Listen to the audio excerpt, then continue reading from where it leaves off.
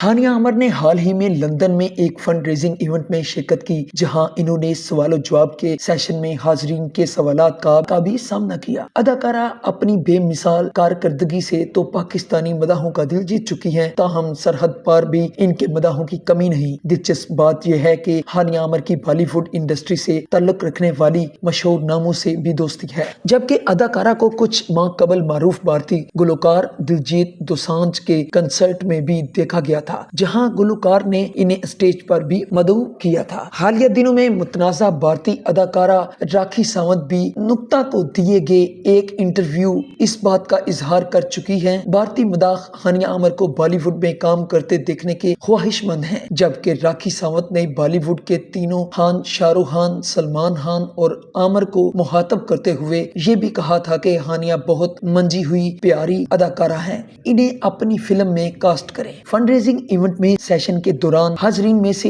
एक मदाह ने अदाकारा से सवाल किया कि अगर इन्हें बॉलीवुड से काम की पेशकश की गई तो खास तौर पर ये ऑफर भारतीय मारूफ फिल्म साज करण जौहर की जानब से हुई तो क्या वो उसे कबूल करेंगी। जवाबन अदाकारा ने असबात में सर हिलाते हुए कहा कि अगर पेशकश की गई और अच्छा प्रोजेक्ट हुआ तो जरूर सोचूंगी। उनका बॉलीवुड की ऑफर पर बात करते हुए मजीद कहना था कि हमसे बॉलीवुड फिल्मों में काम करने के हवाले से इस अंदाज में सवालात किए जाते हैं जैसे कोई गलत काम करने जा रहे हों। इन्होंने ये भी एतराफ किया कि अभी तक इन्हें बॉलीवुड से किसी काम की पेशकश नहीं हुई, लेकिन अगर इन्हें ऑफर हुई तो वो उस पर जरूर सोचेंगी। एक इंटरव्यू के दौरान हानिया आमर ने कहा था कि पाकिस्तानी और भारतीय लोग बिछड़े हुए कजन हैं, दोनों ममालिक के लोगों की बहुत सारी आदत एक जैसी हैं, जबकि इन्होंने इस उम्मीद का इजहार भी किया था कि इन समेत दोनों ममालिक के फनकारों को एक साथ काम करने के मौके मिलेंगे। HDN